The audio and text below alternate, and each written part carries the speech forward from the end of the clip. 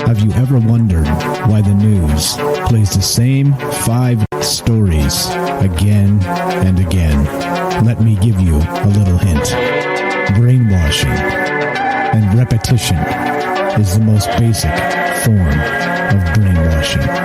Join me as we look at the news cycle and talk about why the mainstream media is so gutless and afraid to report the truth.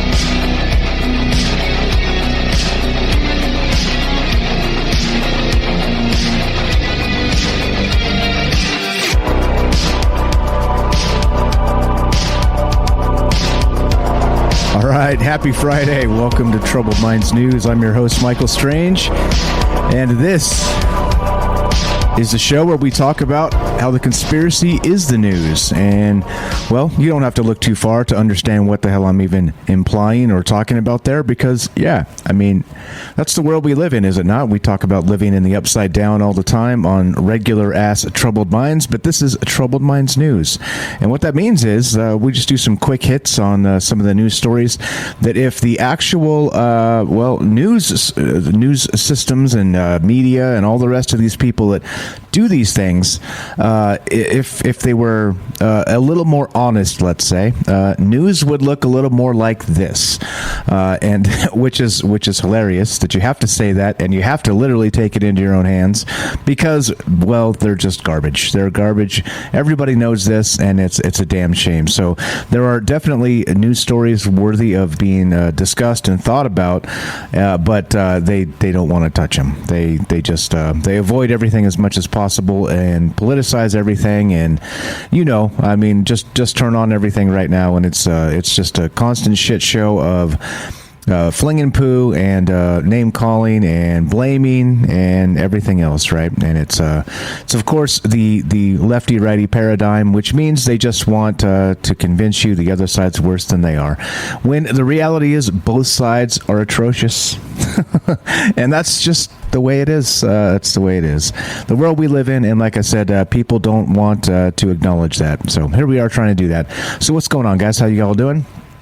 Happy Friday, like I said, and so that's what's up. We're going to do some quick news here, as you guys know, and the way this show started is we used to have a news segment on Troubled Minds. Maybe we'll go back to that, maybe like a shorter one, maybe like 15 minutes or something. I don't know.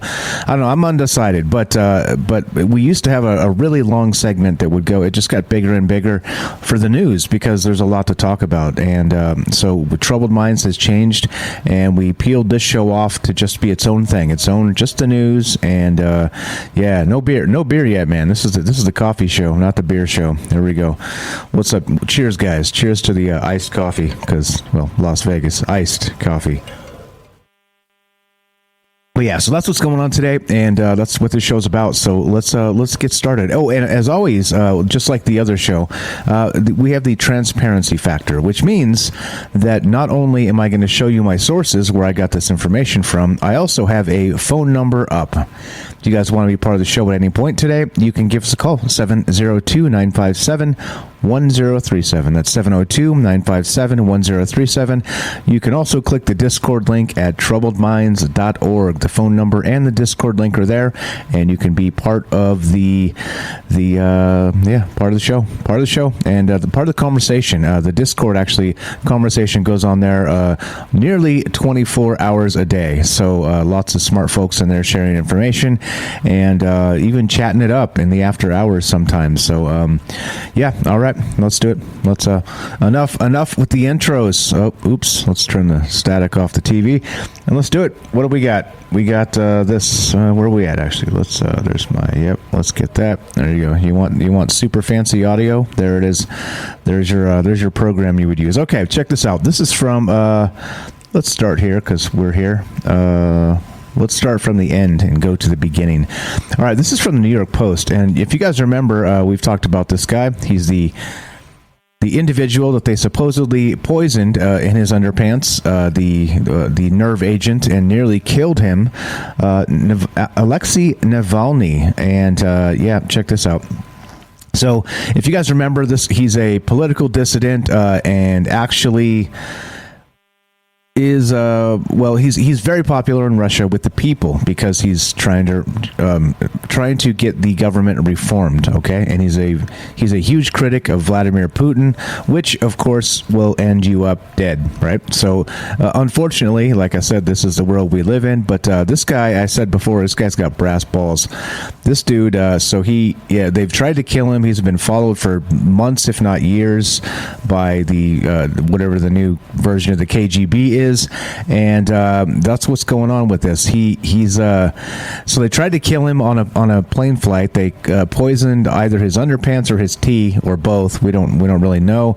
And then he ended up nearly dying. They had to. You guys remember this story?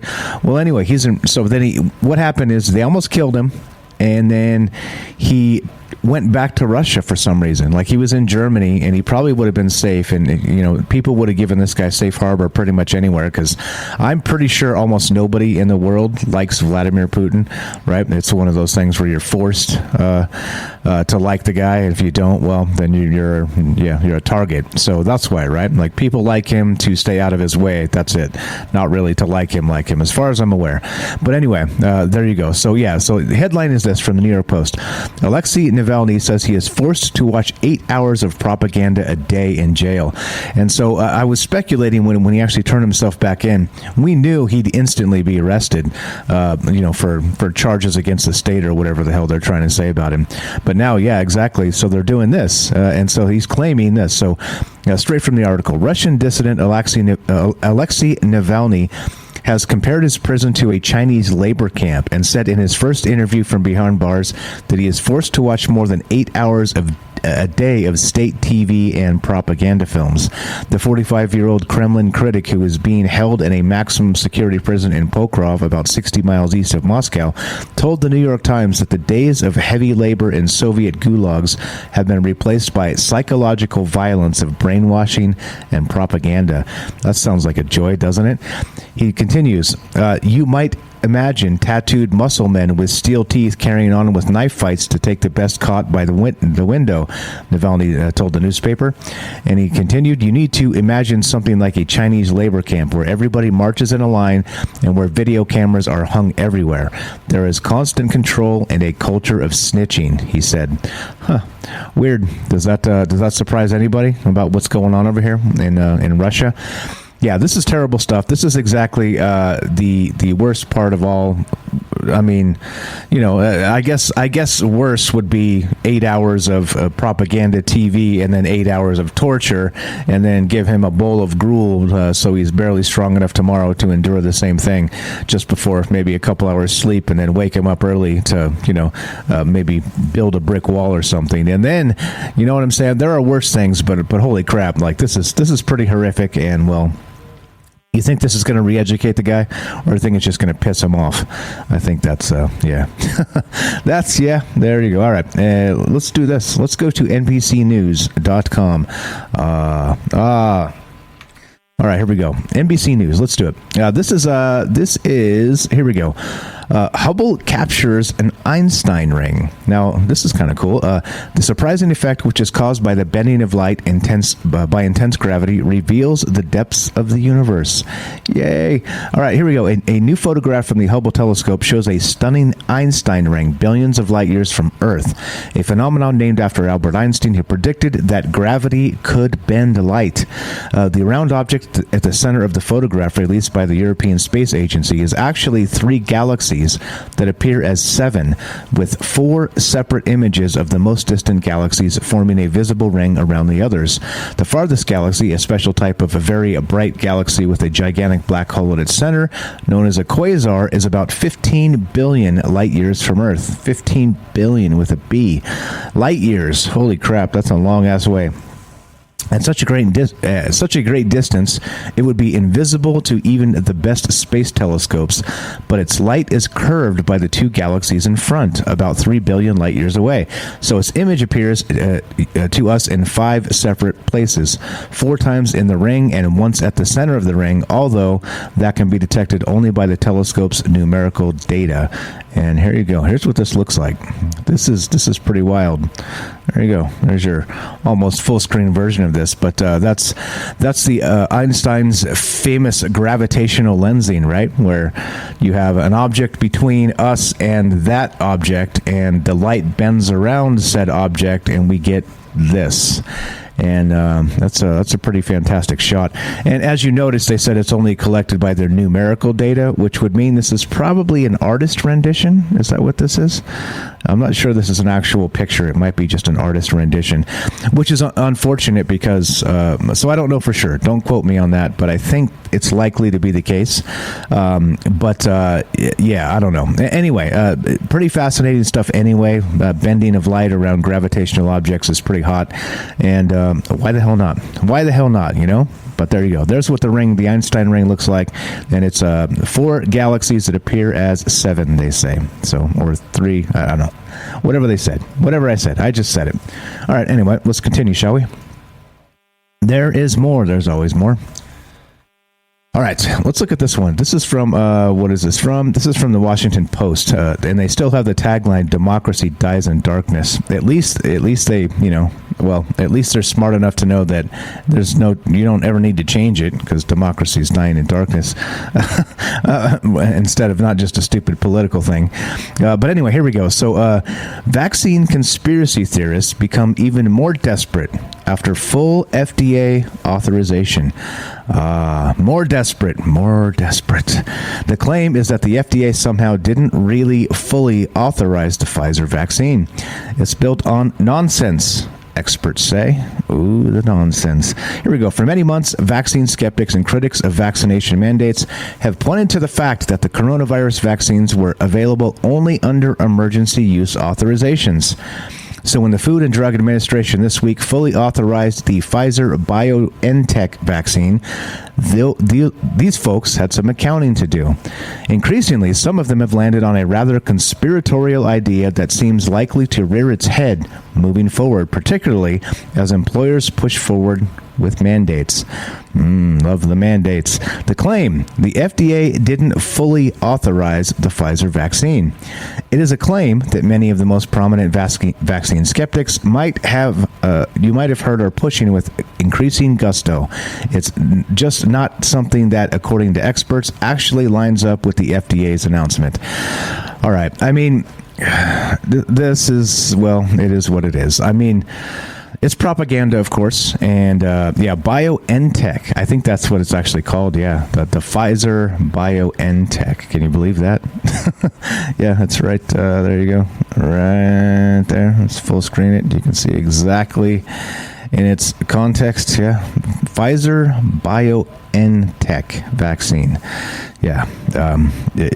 And so anyway, it's just this is again just a propaganda hit piece to kind of crap on people that are hesitant, right? And again, like I said, don't get me wrong. Don't take any advice from me in any of this stuff. This is a personal decision, and you should consult your doctor and do all the things to make sure your health is the best for whatever. But my point is, propaganda hit pieces are, well, it's just the way they do these things. It's just the way they do these things. And here's another one, right? The conspiracy theorists becoming more desperate than ever. Dun dun dun. Yeah, where's the more desperate, right? Again, it's like we always say, it's like propaganda and the news media are so decoupled from reality in many cases that this is the stuff we get. Sure, maybe somebody out there is freaking out, but right, there are options. There are always options, right? Until there's boots on the neck and needles and arms as a result, and that ain't happening yet. Is that happening yet? That ain't happening yet. Anyway, just saying. All right, let's see. This is actually pretty cool. This is an article from earthsky.org. Where are we at time-wise? Actually, before we do that, let's take a quick break and hear a word from our sponsor, which, of course, is you. Oops. Are you digging the show? If so, you can support us quite easily and at no additional cost to you if you already have an Amazon Prime account. Since we stream on Twitch every day, all you have to do is link your Amazon Prime account to your Twitch account, and they give you free games on a monthly basis for your personal use, and also a bonus $5 a month to send to your favorite streamer as a way to bring more people to Twitch. And all you have to do is sync up the two accounts and click subscribe. Thanks for considering us. All right, there you go. And also, by the way, we are live, and if you want to be part of the show, 702-957-1037. That's 702-957-1037. Here we go. Let's go back to earthsky.org. Now, check this out. This one's pretty cool. We've talked about this quite a lot with Nibiru and the Anunnaki story, and it's now Planet 9 because, you know, when Pluto was a planet, it was Planet X, which was Planet 10. Anyway, point being, they think there's a large planet way out there in this huge elliptical orbit that only comes by every, 10,000 years or so, something like this. And they've taken the gravitational signatures from the solar system itself and the outer solar system, and now they started doing like a kind of a profile of the gravitational pull of this invisible planet, which it's visible clearly. We just don't know where it's at because it's so far out. It's not getting the reflection of the sun on it, right? So anyway, point being, the headline here this is from earthsky.org. Planet 9, scientists map its likely location, and that's pretty cool. You see there's a nice little graphic here, and you see the orbit that they've predicted in the photograph, which means that the blue stripe is probably its orbit, right? But the red part right now is the most likely band that it is inside that orbit currently. And so, based on, again, gravitational signatures. So the cool part is, does this mean that maybe we're on track to finding whatever this thing is? Because, yeah, that would be the approximate spot, and they could start looking in an exact area. And, yeah, anyway, pretty neat stuff. Let's go. William Herschel discovered Uranus in 1781. Johann Gottfried Galle and others discovered Neptune in 1846. Okay, blah, blah, blah. Blah, blah, blah. Anyway, here we go. So the peer-reviewed astronomical journal accepted their new study on August 22nd, 2021.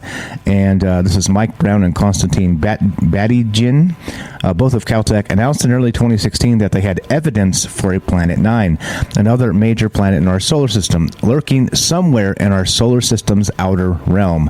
And now they've produced a map showing where the planet should lie.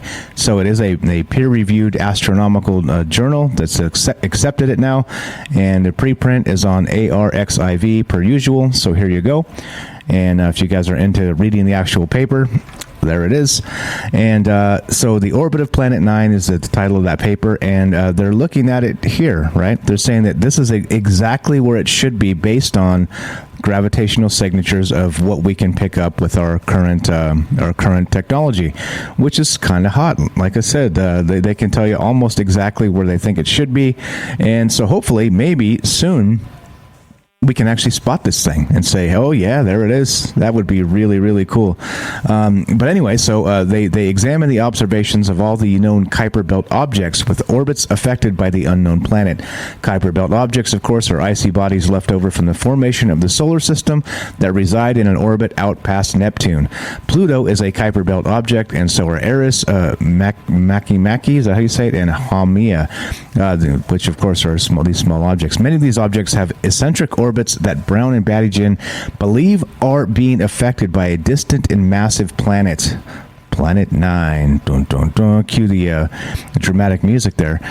So teasing out information from these distant objects took a number of steps. The first thing they did was to separate the tugs of Neptune on the objects from the pull of a more distant planet. The scientists also had to understand the observational bias in these objects. And so they had to create a maximum likelihood model using a combination of numerical simulations and observations of each Kuiper Belt object. And like I said, pretty sweet if you just look at that map. And let's hopefully maybe in our lifetime we'll be able to find Planet 9. That would be pretty sweet, right?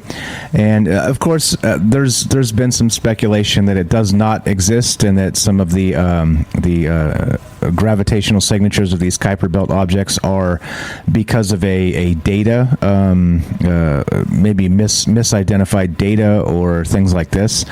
And also that maybe Planet 9 is not a planet at all, but it could be a primordial black hole, which of course would be a black hole about the size of a bowling ball or a basketball, somewhere in that region.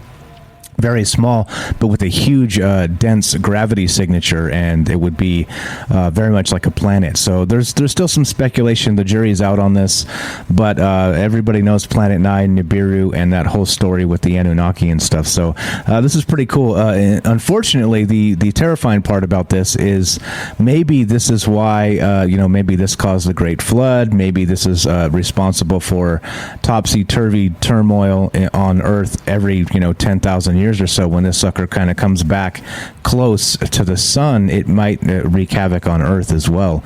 So it's impossible to know until we get some more data on this, and hopefully they can spot it. And I don't know. Are you hoping it's got the Anunnaki on it? Are you hoping it's an actual primordial black hole, or what are we hoping for? We got to have a hope here, right? Cross your fingers. Something's about to go down with this. But yeah, I'm excited they're going to find it, and we can actually say, yeah, imagine if there's actually an extra planet in our solar system orbiting our sun, because that's what we're talking about. It's just such a huge, long elliptical orbit. It takes forever for it to come around and come back. So yeah, if we find this in our lifetime, I'll be stoked. I hope you'll be stoked as well. Let's continue, shall we? There's more. There's always more. Because, well, the media doesn't sleep. These guys, these jokers. Yeah, all right. And this one's pretty hot. James sent me a version of this, and thank you, by the way, James. Thanks, everybody, for sharing all the great stories as well in the Discord. If you have not joined the Discord yet, what are you waiting for? Troubledminds.org, click the Discord link, and hop in there, and you can share news stories, and that's how they end up on the news show here. And also taking ideas for full shows, for Troubled Mind shows, if you guys have ideas for that. Love to hear it. That's always the hardest part, not doing the show itself. The hardest part is coming up with the idea. So if you guys are into that, I'd love to hear some of those suggestions. But here we go. This is again from the New York Post. Unidentified flying jellyfish video is freaking people out.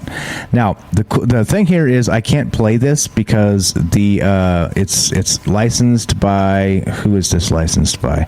It's an asshole licenser, and they've copyright. Give literal full-on copyright strike before for playing their stuff. I'm not even going to risk it. So you have the article and you can watch it on your own, but I'm not going to play it right now. So here we go. So it says, when folks on the ground on the Amur Oblast region of Russia spotted a strange swirling figure in the sky last month, they couldn't peg the obscured object. As it spiraled further through the atmosphere, onlookers can be heard mulling over what the phenomenon could be in footage obtained by Viral Hog. Viral Hog, those are the assholes. Don't play one of their things on a stream or you will literally get taken down and a copyright strike, because yes, they are angry about that shit. No such thing as fair use with those guys. You probably have to challenge them. So I contacted them after I got a strike, by the way, and tried to say, hey, look, we played, it was a 3-hour show and I played 10 seconds of your damn video, and can we talk about this? What's going on? They never even responded. Not a yeah, sorry, that seems excessive. Not a fuck you, go away, nothing. Didn't even respond to me. So, yeah, well, if you're live streaming and putting stuff up, make sure if it's licensed by Viral Hog, don't play it. Don't do it. Anyway, this is what the object looked like, if you guys can see it on the full screen, which is probably better. It's a photograph, but is that a flying jellyfish? What the hell is that? I don't know what the hell that is, but this is, yeah. Anyway, so as it spiraled through the atmosphere, onlookers can be heard mulling over what the phenomenon could be.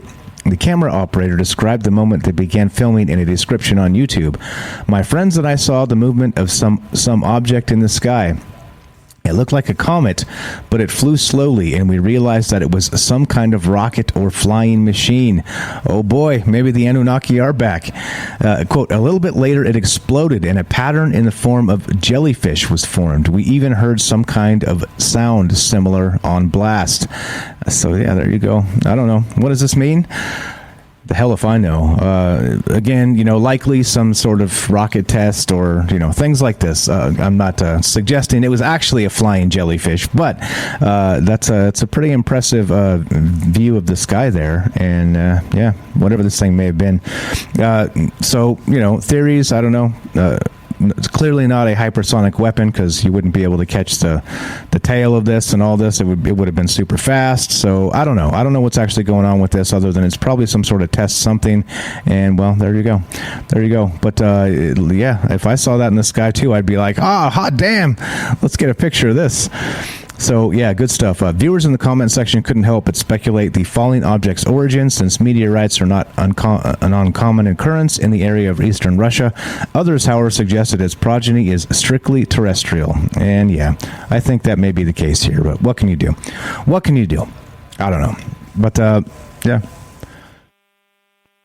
Flying jellyfish video. What's up, guys? Let's see. Good stuff. Thanks for showing up. I see everybody in the chat. Thanks for being here, folks. And happy Friday to you. Just kind of kicking it, talking about the news, doing what we do. Where we at time-wise? Because I think time-wise, it might actually be not quite time for a quick break. And you know how those go. If you're live, it's almost like they didn't happen at all. All right. So the point being here is that this jellyfish video is probably the most important thing. If you stream it all on Twitch or anywhere else, is don't play this clip. That's the most important thing here. The secondary is, well, what is it? Because, yeah, it's probably a rocket test or something. All right, so what do we got? Where are we at? Vaccine hesitancy, Einstein ring. We got the Planet 9. All right, let's go to one more crazy one before we take a quick break. Chat pause is closed due to scroll. There we go. All right. Okay. So this is from phys.org, and this is one of I always say this, it's one of my favorite websites because mostly it's not political, and I like that. However, they do some climate change politicization and some of that. So, nobody's perfect. But, here we go. As you know, we've been watching these fast radio bursts as some of this data comes in, and yeah, this is here we go. So they're still trying to figure this out. Of course, a while back they one of the ideas was these are magnetars, okay, sending these fast radio bursts our direction. Some have speculated in the very beginning that they were maybe an extraterrestrial civilization trying to contact us, okay? But I don't think that's the case, of course. Well, unless there's some of these are repeating, so which is even more mysterious, right? It's one thing if it's like a one-time situation. It's different if you can kind of repeat it on a cycle and predict it, which there's a few of these which are happening like that. So it turns it into more of a mystery for sure. But magnetars, they've said maybe neutron stars, things like this. But neutron stars shouldn't be repeating. Anyway, so they're trying to figure out what the hell's going on. So here we go. By connecting two of the biggest radio telescopes in the world, astronomers have discovered that a simple binary wind cannot cause the puzzling periodicity of a fast radio burst after all. The bursts may come from a highly magnetized, isolated neutron star. The radio detections also show that fast radio bursts, some of the most energetic events in the universe, are free from shrouding material. That transparency further increases their importance for cosmology. And the results appear in a paper, of course, in Nature this week. And yeah, I don't know. This is fun. This is fun. Finding new stuff in space is fun. So here we go. The use of, quote, radio colors led to the breakthrough. In optical light, colors are how the eye distinguishes each wavelength. Our rainbow goes from shorter wavelength blue optical light to longer wavelength red optical light, which of course is that whole bit, right? We all know that. But electromagnetic radiation that the human eye cannot see because the wavelength is too long or short is equally real. Astronomers call this ultraviolet light or radio light. The radio light extends to the rainbow beyond the red edge we see. The radio rainbow itself also goes from bluer shortwave radio to redder long wave, right? And they call that also when you're talking about large distances over space, redshift, and etc. so on. So pretty good stuff here. I don't know. The mystery is still a mystery. They haven't completely decided on what these fast radio bursts are.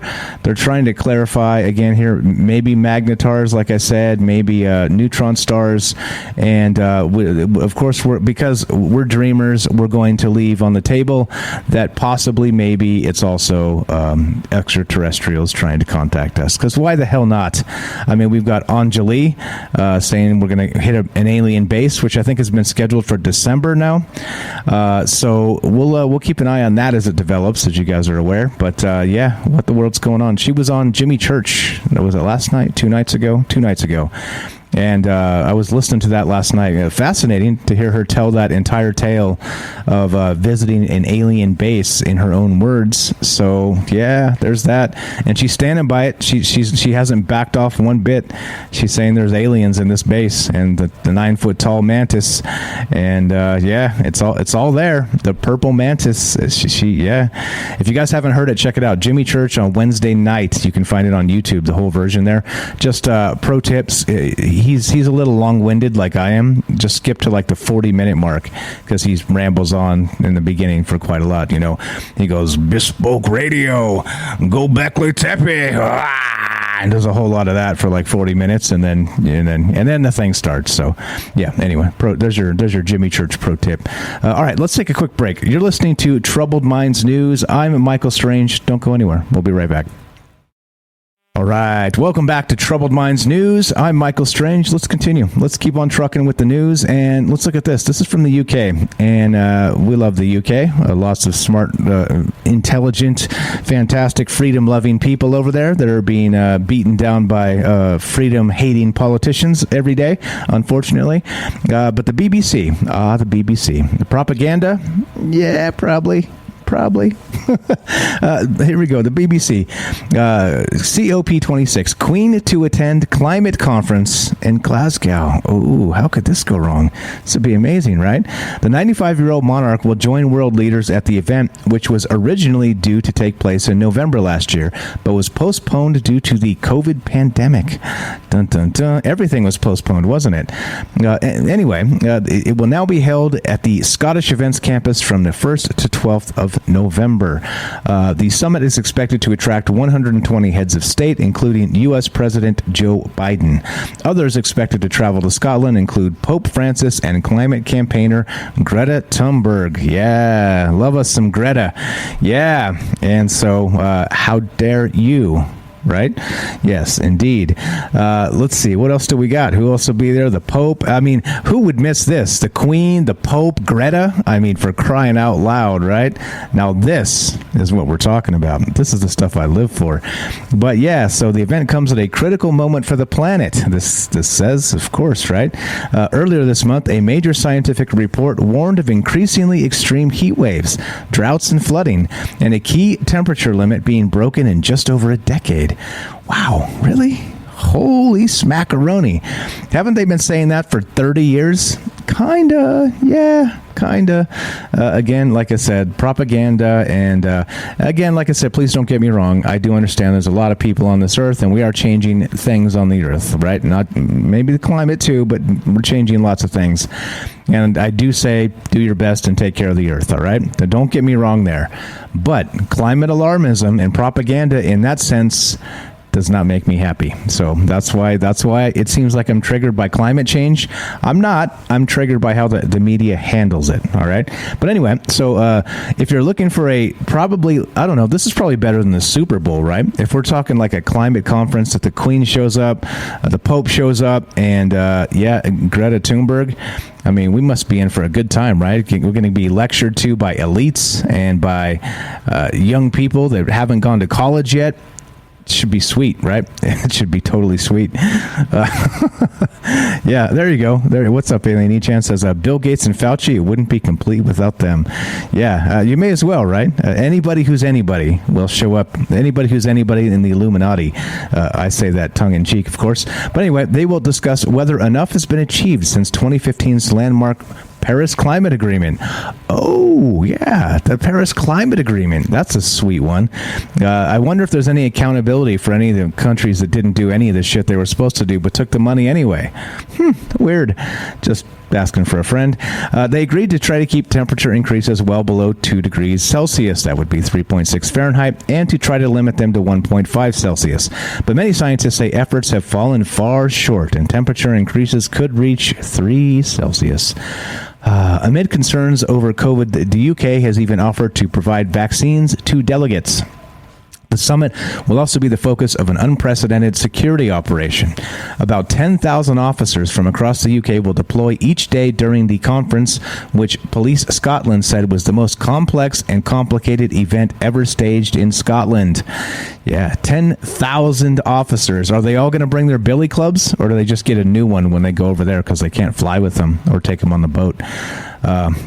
Anyway, point being, this ought to be the event of the century, right? Because why not? Like I said, make sure you don't miss the Super Bowl or the World Cup, and then make sure you watch this. I'm sure this is going to be thrilling, absolutely thrilling. All right, here we go. Let's do this. More conspiracy theory. Yep, here we go. All right, here's the thing. This is from Fox News, the other most trusted source in news, wink, wink.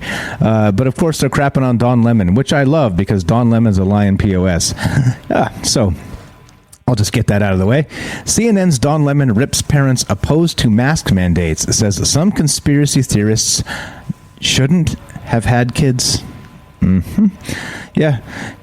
Here's the quote. Just because you can have kids doesn't mean you should.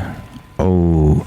CNN host Don Lemon on Wednesday tore into parents who opposed to mask mandates in schools, mocking them for their beliefs and emotions over the controversial issue, and suggesting that some espousing conspiracy theories shouldn't have children. During a segment discussing the coronavirus, Lemon played 2 video clips of parents speaking out against the mandates in school board meetings across the country, including one where one man grows visibly angry and says such rules are against the Nuremberg codes. Why so angry? It's a mask, Lemon said after playing the video. The second video involved a woman at a school board meeting in South Carolina where she appeared to repeat a conspiracy theory that involved the Centers for Disease Control and Prevention turning schools into camps to isolate men, women, and children from each other. Quote, and this is what Don Lemon said. Don Lemon.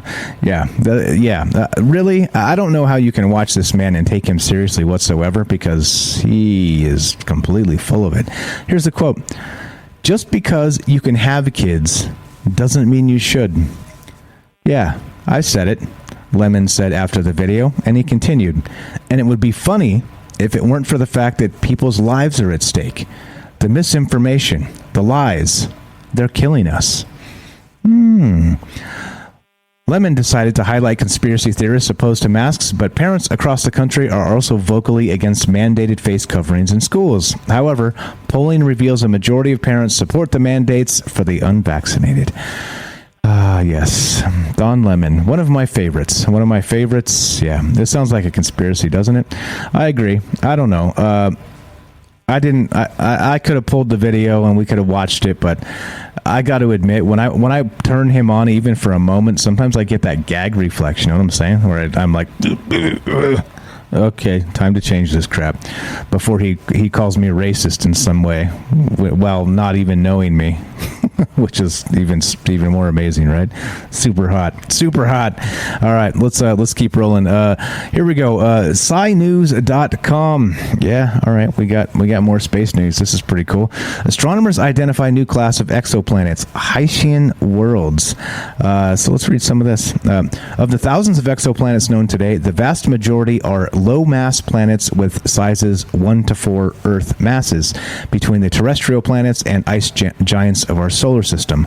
With no analogs in the solar system, these planets are varied, classed as super-Earths or mini-Neptunes, depending on inferences about their bulk composition based on their densities. I am your density. Earlier studies of such planets have found that the pressure and temperature beneath their hydrogen-rich atmospheres would be too high to support life. All right, cool. However, Dr. Niku Madsudson, I can't say it, so I'm going to get the help of Microsoft Mike because he's my lovely assistant, and let's see how you actually say that name, because why not? However, Dr. Niku Madsudson an astronomer in the Institute of Astronomy at the University of Cambridge, and colleagues recently found that in certain conditions these planets could support life. Yeah, certain conditions these planets could support life. Even more important, it said Niku Matsuzahan. Is that what he said? Holy smackerel. I'd have never got that. Anyway, the results led to a detailed investigation into the full range of planetary and stellar properties for which these conditions are possible, which known exoplanets may satisfy those conditions, and whether their biosignatures may be observable. The investigation led the astronomers to identify a new class of planets, Hycean planets, with massive planet-wide oceans beneath hydrogen-rich atmospheres. That sounds like a nice place to live, doesn't it? Yeah, these planets can be up to 2.6 times larger than Earth and have atmospheric temperatures up to nearly 200 degrees Celsius, but their oceanic conditions could be similar to those conducive for microbial life in Earth's oceans. And there we go. More ways that life could exist in the universe on particularly different planets, different types, and pretty good stuff. Pretty good stuff, right? You guys are funny. Yeah, all right. So there it is. At least this isn't more Don Lemon, right? You can only talk about the man so much. It's just like I said, and you start to get sick. Yeah. All right. Anyway, here we go. Here's more. Speaking of propaganda, now I thought this was interesting because this has, of course, been super highly politicized. The January 6th incident, which you guys are super aware of, because well, the media won't let you forget it because it was an insurrection, don't you know? A mob of unarmed people stomped around the Capitol and then left. And of course, that's how you take over the government. Don't you? Don't you know? Here we go. NBC News reports this. Officer who shot Ashley Babbitt that day on January 6th during Capitol riot breaks silence. I saved countless lives, he says. In an exclusive interview with NBC News, Lieutenant Michael Byrd said he opened fire only as a last resort after the rioters failed to comply with his commands. I find it odd. I'm just going to throw it out there. I'm going to poison the well before I even read this article with my opinion here, because it seems to me this is propaganda to just back up the narrative, right? As usual. And how come he was the only cop that fired a shot? There was tons of DC police officers there and nobody was just popping off, you know what I'm saying? But he did. And not only that, he shot an unarmed woman, approximately, what was she, 35 years old, I believe, something to that effect. And so this is what I'm saying, right? So of course they're getting, because they protected his name first, the Capitol Police, and they weren't going to let us know who actually fired the shot. Well, there's video of him actually taking the shot. I thought he was behind a barricade inside of a room, but apparently he was not. And there were people climbing through windows to get into a room he was protecting from that last barricades type situation. So anyway, there's actual video of it. You see him with his gun and he's lining it up and he takes the shot. You see him actually pull the trigger. So it didn't seem as dire. It didn't seem like people were in his face. It seemed like he got spooked, to me. Right? That's just to me. I don't know. You'd have to put yourself in the situation. And this is what I say about cops, too. They have extremely difficult jobs because, like I said, sometimes they have to act as social workers and sometimes they have to act as protectors and the takers of lives. So you don't know, right? And again, without putting yourself in the situation. So there's that. However, the media pivots to protect him because he's been exonerated now and they say it was justified force. When clearly, right, you look at the case and how it ended up, it doesn't seem like that at all. I don't know. I mean, right? Yeah, maybe you could argue that you shot one person and people realized you were serious and so they stopped approaching. Maybe. Beyond that, I'm not so sure. Shooting Ashley Babbitt, who was unarmed, was, well, the right choice here. So anyway, excuse me. In the chaotic minutes before he shot and killed Ashley Babbitt during the Capitol riot on January 6th, Lieutenant Michael Byrd focused his attention on the glass doors leading into the lobby of the House of Representatives chamber. About 60 to 80 House members and staffers were holed up inside, and it was Byrd's job to protect them. As rioters rampaged through the Capitol, Byrd and a few other officers at the U.S. Capitol Police set up a wall of furniture outside the doors. So yes, that was true. If you look at the video, like I said, it's in this article, I believe. There's a barricade, and it's in front of the doors, and he's outside of that with his gun, all right? So, and they're coming into the building he's in, and anyway, so there's the explanation. He says, quote, "Once we barricaded the doors, we were essentially trapped where we were," Byrd said in an exclusive interview with NBC's Lester Dolt. Yeah, I said it. Speaking publicly for the first time since the riot. "There was no way to retreat, no other way to get out," he says. "If they get through that door, they're into the House chamber and upon the members of Congress," added Byrd, who gave NBC News permission to use his name after authorities had declined to release it. So clearly, he knew he was on video, and at some point that was going to come out, and they were going to find him anyway. So as all good PR situations, he volunteered and said, "Well, let's do the right thing and put my face out there, and we'll do an interview." And again, like I said, everything is PR these days. If it's was it George Orwell? I can't remember who said the exact quote, but I think he said something to this effect. I always botch quotes, so you'll have to forgive me, but I get the essence right. I'll tell you what, I get it half. Damn it, I get it half right. But he says something to the effect of publishing things people don't want published is journalism. Everything else is propaganda or PR. Everything else is public relations, is what he said. Something it's very close. I almost got it. I told you, damn it, I'd be half right. But anyway, that's what this is, right? If people don't want this published, that would be journalism. But since a very huge contingent of people want this published, well, it's public relations. So anyway, Byrd's connection to what was going on outside and inside the building was his police radio. For several minutes, it crackled with a cascade of alarming messages. There were shouts of officers down, screams from his colleagues under attack by rioters with chemical agents. Hear that? Attacks by chemical agents. Interesting. I wonder if there's any evidence to support that. A report that an officer's fingertips were blown off. What, with all the bombs that went off? I'm confused. Quote, "It was literally broadcast over the air," Byrd said. "I said, okay, this is getting serious." And so, yeah. Point being, like I said, again, I'm being a little bit shitty about this too, just because I realize it's PR and this guy's a real person and he has to live with shooting this woman, and there are human consequences to this. It's tragic, all of it, for him included.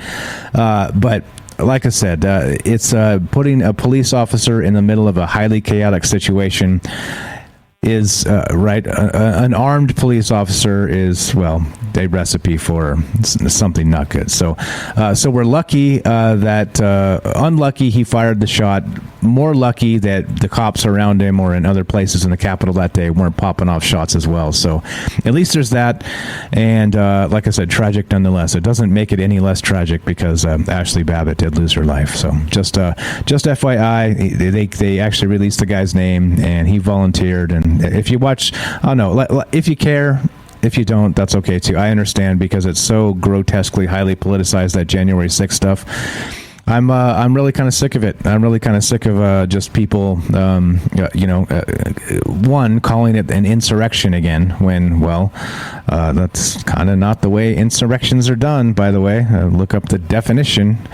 But anyway, we're not into that because it's fake news, all fake all the time. So anyway, tweaktown.com. Yep, there we go. Now this is pretty cool too. This is more of that gravitational lensing stuff.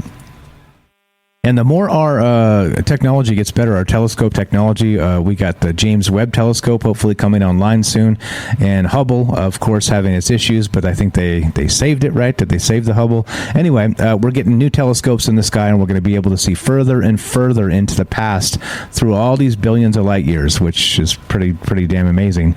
So here we go. Here's the most distant object astronomers have detected in space. Have you ever wondered what the most distant object is? Yeah, they believe they found it. So they found this thing. The universe is 13.77 billion years old, and rewinding time back to the moment the universe began, you would see a massive explosion scientists refer to as the Big Bang. From that event is us and all of the glorious stars and galaxies we're observing today.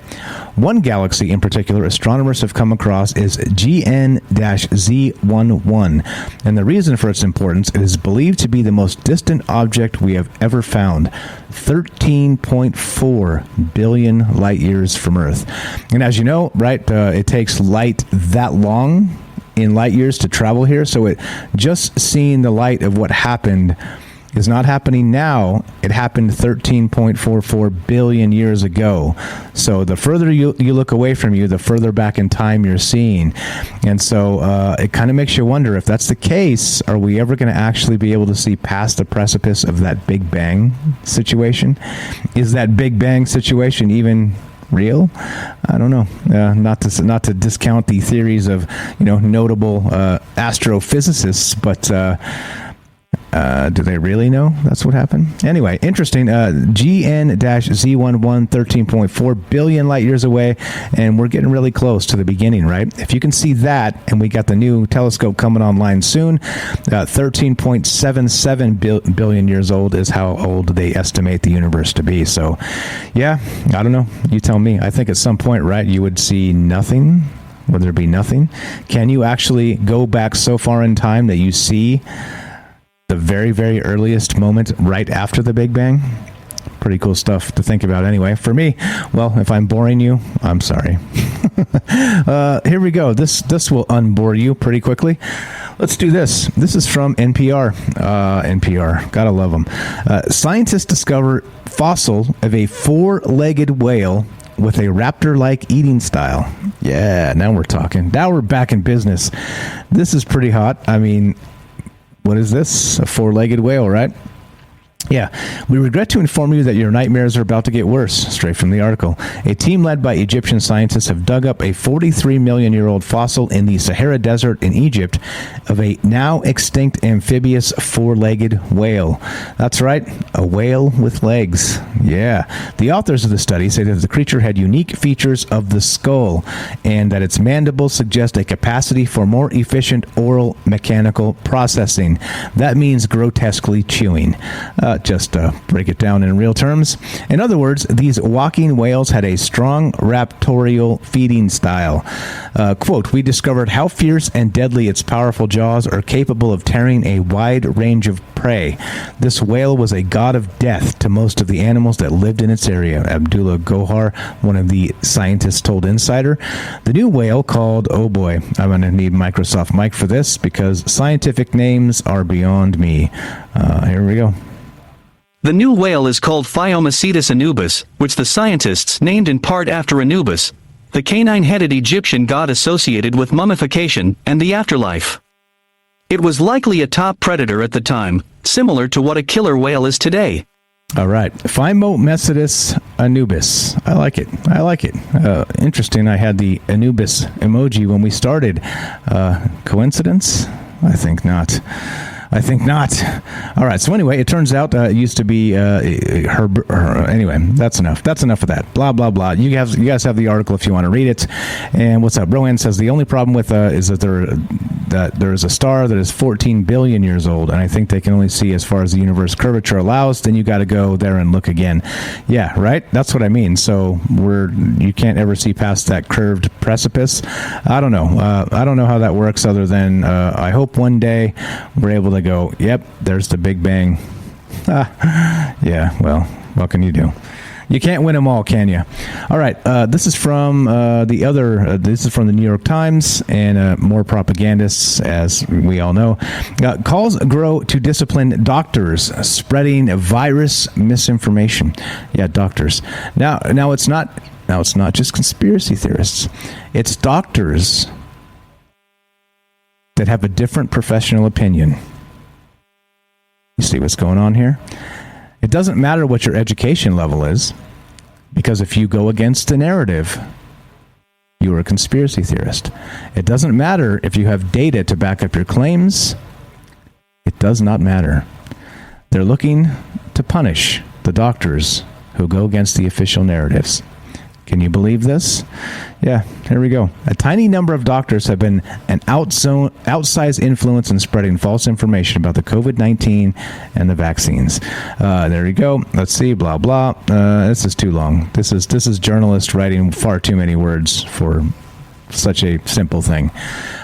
So we know. I mean, this is one of those things where we know it's coming. Like I've always said, they're moving to recreate what the term terrorist is. Domestic terrorist, right? And it becomes not just somebody who's looking to do harm to people, property, and the state itself. It becomes people who disagree with the state itself. And I'm pretty sure we started out with that individual in Russia that sat there for 8 hours a day watching Russian propaganda in prison. And maybe we should take a page from the playbook of Vladimir Putin and take these doctors and round them up and put them in a cushy prison, because they are doctors after all, and give them propaganda to watch until they understand these are the things we need you to say. Of course, I would feed them, if I was dictator for a day, I would feed them nice things, and I would be really nice to them because, well, they're doctors after all. And, they have a nice education. And not only that, I can't speak for them as individuals, but at least they're unafraid to go against political narratives. And at least they've got that going for them, right? Yeah. Anyway, like I said, you can't win them all. All right. Here's our last one. We're there. You guys want to be part of the show? You know what to do. 702-957-1037. Let's go to this. This is from the Wall Street Journal. The Wall Street Journal. Yes. T-Mobile hacker who stole data on 50 million customers. Quote, their security is awful. Yeah. All right. The hacker who has taken responsibility for breaking into T-Mobile's U.S. Incorporated systems said the wireless company's lax security eased his path into a cache of records with personal details on more than 50 million people and counting. John Binns, a 21-year-old American who moved to Turkey a few years ago, told the Wall Street Journal he was behind the security breach. Mr. Binns, who since 2017 has used several online aliases, communicated with the Journal via Telegram messages from an account that discussed details of the hack before they were widely known. The August intrusion was the latest in a string of high-profile breaches at U.S. companies that have allowed thieves to walk away with troves of personal details on consumers. A booming industry of cybersecurity consultants, software suppliers, and incident response teams has so far failed to turn the tide against hackers and identify thieves who fuel their businesses by tapping these deep reservoirs of stolen corporate data. There you go. Is anybody shocked? No. Like I said, I'm going to keep saying this. If you can build it, you can hack it. I think even once we get to the point where we're transferring data through quantum entanglement, actually, I think there'll probably be a way to man in the middle that somehow, right? I mean, once again, like, if you can use it, right, as a technology, there's a way to exploit it somehow. And so we'll see. I don't know how this goes. We'll, a new hack, a new day type of situation. But that's where we're at. What can you do? Anyway, as you know, as it ends, we're done. That's the bad news. The good news is it's Friday, and we get a happy weekend, and hopefully that means some days off for everybody out there. If not, well, let's keep on punching and wait for the day to come. Don't go. I'm sorry, Johnson. I'm sorry, man. I have baseball games to watch and beer to drink. Yes, there you go. And maybe another nap to take, because I can. And I should, because why the hell not? But anyway, you get the idea. You didn't shout out the Dwayne Dibley hack. What's the Dwayne Dibley hack? Oh, yeah. Wait, hold on. You're flip-flopping on me. Every time I talked about the Dwayne Dibley hack, you bitched and moaned about it, Johnson. You're like, stop doing that. You're feeding his ego. And now you want me to do it? So which is it, my friend? Okay, anyway. All right, as we finish, thanks for having a good sense of humor, guys. And thanks for being good to yourselves and others and all the rest of that. So as we finish, this is Troubled Minds News. I'm Michael Strange. And here's the deal. If you want to support the show, we're going to cancel our Patreon and move everything over to Rockfin. All right. So now here's the thing. Now, when you sign up for Rockfin, there are so many other creators on there. I'm going to make a landing page if you want to make sure that Troubled Minds gets paid for you doing that, so you can actually go and it's like a referral sort of situation. But yeah, so the reason why Rockfin is if you spend, let's say it's $10 a month, in the way they pay it out is crypto, and the amount of crypto is always changing. So it turns out that because of the growth of crypto, that the return on just a subscription to the Rockfin show is going to be much higher than Patreon, because it's like a fiat currency, as we know, and not only that, they take a sizable chunk out of it, like Twitch does, unfortunately. Like if you sub up on Twitch, they take half of it. So it's like a $5 thing, and they take $2.49 or $2.51 actually, and then I get $2.49 in fiat currency, good old-fashioned greenbacks. But that's why it's a good thing. So the Rockfin is on a blockchain. It's run by a crypto, and that's part of why all this is good stuff. So if you guys want to support the show, that's how you do it. If you're on the Patreon, so just when it's going to recharge you, note the date. I think I have it set to recharge at the first of the month. So if you guys want to continue supporting Troubled Minds, I'll get you a link for that, because we're right about there, right? We're at the 27th. So it's going. I think it's going to Patreon's going to bill people on the 1st. So if you don't want to get billed on Patreon, which I recommend, just bump that over to Rockfin, and I'll get you a link. Actually, let me get a link right now, just because it's too close to the day. I don't want anybody to get screwed.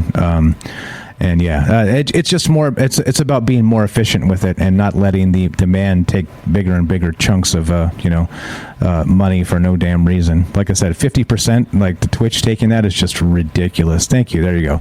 There you go. Robert's got us. Rockfin.com/troubledminds. And like I said, so whatever it was, like I got a bunch of tips this week. Thank you guys for tipping over there on Rockfin. But the amount of that money that's been tipped has already grown because it's on a crypto. It's on a crypto basis. So good stuff. So there it is. Yeah. If you are Patreon subscribers that want to support the show, Rockfin's the better way to do it. So the only bad thing is the Rockfin subscription is $10 a month, and that's the minimum. But if you want to continue with Patreon, that's okay, and there's a $4.99 mark for that. No. If you're gonna do it, just sign up for Rockfin. That's the best way. Anyway, I'll let you know. Robert's got the link right there, rockfin.com/troubledminds. It'll pop up and say you could subscribe and do that. And I'll get the landing page too. There's an actual kind of neat little landing page they have. So let's do this real quick. Just put it up there. Like I said, it's important because there's a lot of folks in this chat that have supported the show. So I'm just saying there's an easier way to do this that makes a lot more sense in a lot of ways. And like I said, Rockfin is a free speech platform, and that in and of itself is super valuable because, of course, until they get too big, we'll see what happens then. But they are growing, but they're not big enough where they're going to get pressured out of the cyberspace yet. So anyway, let's see. There's a landing page. Here we go, and let's see. Let's get the share link. Copy the link. Here you go. So this is what you want to do right here. So cancel. If you're on Patreon, it's going to bill you at the first of the month, which is a few days from now. So cancel your Patreon, and if you want to continue supporting the show, use that link right there and sign up to Rockfin, and that'll give us credit and send crypto to me. And as everybody knows, crypto is a growing space, and so it's all good. And so I can cash that out for good old-fashioned fiat currency greenbacks, but yeah. So anyway, so it works both ways. It's a good thing. Investment-wise, long-term, the whole bit, it makes more sense because they don't take any fees because it's a direct crypto transaction. Anyway, you get the idea. It's just way more efficient, and we're not burning 30% of the money you spend to give to Patreon or whatever. Which is, again, they take every place you do takes just huge amounts, and it's unfortunate. Let's say that's a good word. Is Bitcoin up? Where are we at with Bitcoin?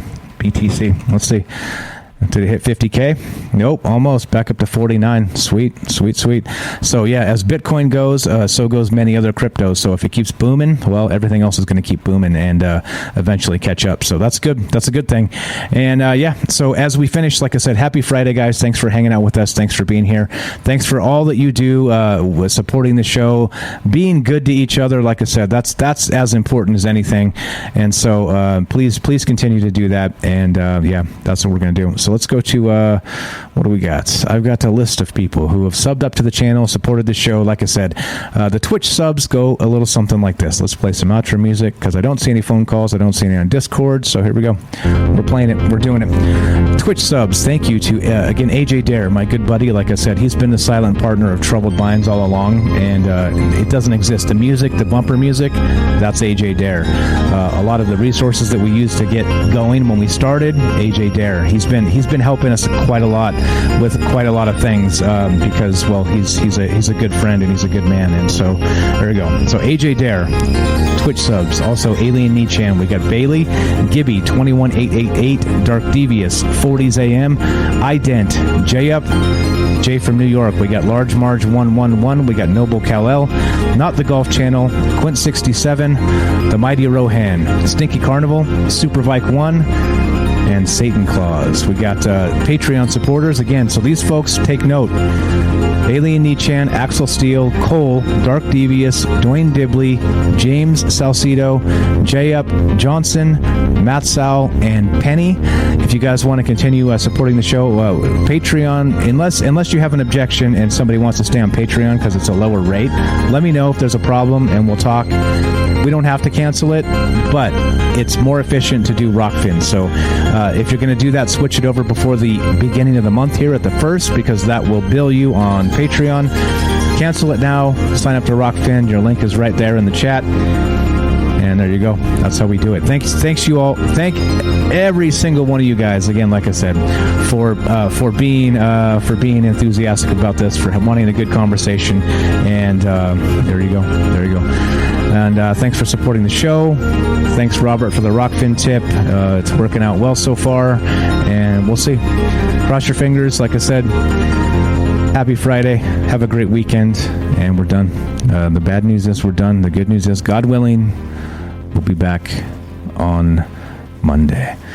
Have a good one, guys. We'll see you then. Have a fantastic weekend. Thank you again for everything, and peace out. Michael Strange in beer mode. Catch you guys later.